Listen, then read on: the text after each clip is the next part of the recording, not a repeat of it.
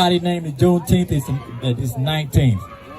And my niece, all the way from Atlanta, Danisha, the organizer, let's not forget that, because we got to have peoples in their proper place. She called me and she said, let's do this. I said, girl, come on. I was ignorant of it. I didn't really know nothing about it. 62 years old in July.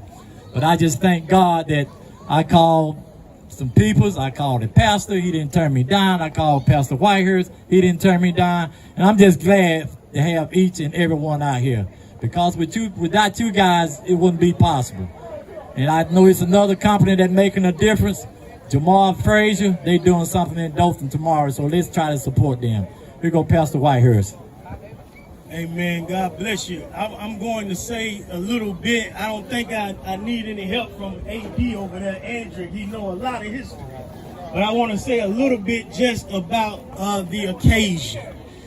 This day, June-Teenth, we celebrated because on one day, there were some thieves, there were some murderers, and there were some folks who decided that we were worth nothing than the scum of the earth, and they decided that they wanted to treat black people like worms. And so they came over to Africa and they chained us and they threw us into the bottom of slave ships and they raped us and they brutalized us. That's what they did to us, preacher, because they wanted to treat us as if we were worms, as if we slithered on the ground. And so they pressed us to the ground and they haven't stopped oppressing us since then. And so they put us on those slave ships, and as that ship began to come to the land that we call America, they made a mistake, Brother Bolden, because they didn't understand that the bodies that they were throwing over into the roaring, glistening ocean had a treasure on the inside of them. A treasure that's still shining 400 years later, a treasure inside of earthen vessels. Imagine the gifts that they threw away when they threw away our father's father, and our mother's mother. They threw us away because they didn't want the gift to come out of our minds and to come out of our hearts. But we had babies that's going to grow up, and those gifts are getting ready to come forth anyway.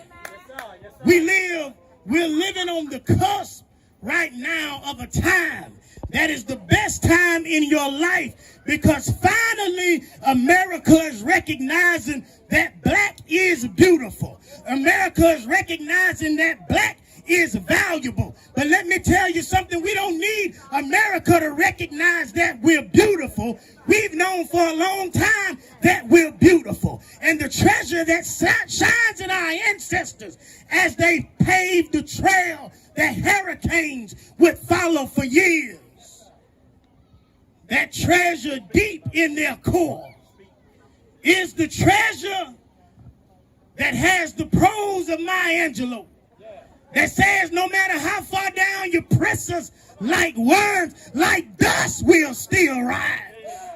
And so now they're killing our babies in the street. The same thieves, the same murderers, the same white robbers and pirates are killing our babies in the streets with their badges and with their guns, the same badges and guns that they use to chain us and bring us over here. But we came to serve notice to America that we didn't give you permission to steal the breath of our children, just like we didn't give you permission to steal our birthright. And so no matter what you do to us, no matter what you say about us, no matter how far down you try to push us into the ground like worms, like dust, we'll still rise. And so now it is up to us to rise and rise to the occasion. And I heard the preacher say, we've got issues right here in Ashford, Alabama. And I am a witness to that, because I've had to stand toe-to-toe in Ashford, Alabama, with a superintendent who didn't want to enroll black boys and girls that year. We've had to go toe-to-toe with some teachers in Ashford, Alabama, who instead of teaching our children and lifting our children up, keep pressing on our children and tearing our children down. And it's time for us now to rise to the occasion. We got to rise to the occasion and make sure that we show up to vote in November. Because somebody died for us and somebody bled for us to have the right to vote. And so we got to show up and we got to take back our inheritance. It's not enough for us just to say we're going to take back the block. But we've got to build the block and we've got to develop the block. And we got to develop these minds that are going to take care and tend to the block. We got to serve the church, but we've got to serve the hood too. And so now we've got to rise. We got to rise as we move forward to make sure that these teachers don't go back in this schoolhouse. We got to rise up and get behind Al Sharpton as we go back to Washington in August to march, a march on Washington. Dr. King went to Washington one time, and when Dr. King marched on Washington, Dr. King told them that we believe that the vaults of justice aren't bankrupt. Dr. King told them that if something isn't done in a hurry, the whole world is doomed.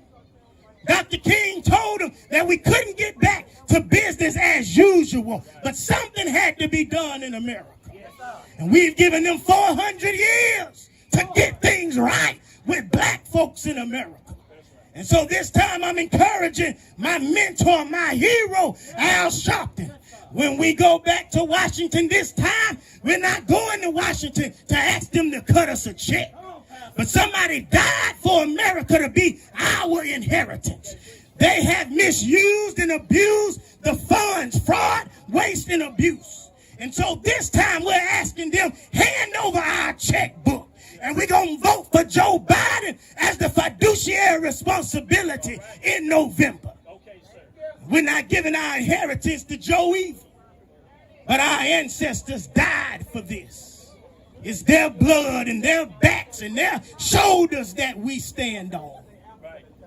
And so we're going to Washington. Everybody in Ashford ought to be getting ready. We're bringing the buses in. We're going to follow Al Sharpton, and we're going to Washington because we got to demand justice. They got to pay for what they've done. Tamir Rice, Michael Brown, Trayvon Martin, Breonna. Y'all know the names. Alton Sterling. Y'all know the names. Rashad Brooks. Every tear that Eric Gardner's mother had to shed, they've got to pay for it. Every single tear that each one of these mothers had to shed, they've got to pay for it. And we got to stick together, like my dear sister said, and we're not going home until they pay for it. We're getting ready to go to Washington, D.C. so we can march. My daughters are getting older now, and they've been helping me out a little bit with research. And I want to tell y'all just about one more mistake that dirty devil, the white man, made back then. They looked at us as worms, but they should have been seeing us as something like caterpillars. Because every time they pressed us to the ground, we grew legs anyway, and we kept right on moving. Yes, they should have been seeing us as caterpillars, preacher. Yes, sir. While they were looking at us and thinking we were the scum of the earth like worms. That's right. Because even though we haven't showed up to all of the business meetings, even though we haven't participated in government up to now, we've been in our cocoon, and God's been working it out for us. Because we look to the hills from whence cometh our help, and we know that our help comes from God. And so he sheltered us in the time of the storm. They thought we were worms, but we're something like caterpillars. Because we've been just working it out in the cocoon. And one day, justice comes for us. Because the caterpillar breaks free one day. And so while we're celebrating the day that we got free from slavery, we know that we've been slaves hundreds of more years. And we got to cut a check to close the wealth gap. because they've been enslaving us. We got to cut a check to close the income gap and the STEM gap and make sure that our children have a future. And when we come out of this cocoon this time, we'll be like butterflies and we gonna fly. And my daughter came to me because I have them doing research sometime, and my daughter said, "Daddy, have you ever wondered what happens to a butterfly when the storm comes?" I said, "Sure, tell me what happens to the butterfly when the storm comes." And she said, "Daddy, every raindrop that falls on that butterfly, the research says to that butterfly, it feels like a bowling ball being dropped on a man." And we want to let America know, yeah, every time you kill one of our babies, it hurts. In fact, it feels like a bowling ball being dropped on our heads. We couldn't communicate it until now, but that's what it feels like, Brother Bowden. It brings tears to our eyes and it makes us sad. That's this occasion. We want to be free from that. It feels like a bowling ball dropped on our heads. And so we're wondering, how is it that we continue to move anyhow? It's because, Daddy, she said to me, the butterfly, when God created the butterfly, God coated the butterfly's wings.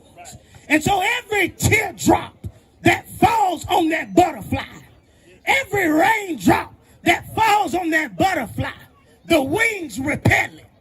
And that reminds me of why we got to celebrate June-Teenth.